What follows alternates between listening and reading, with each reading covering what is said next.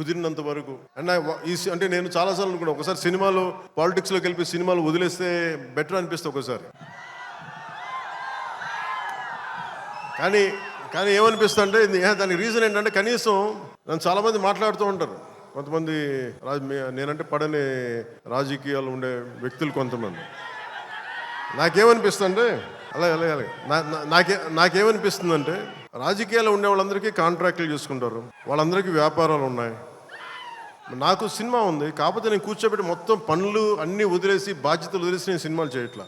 కనీసం ప్రతి మనిషికి 8 hours డ్యూటీ చేయాలి. అది కనీసం బేసిక్ రూల్, అది 8 hours.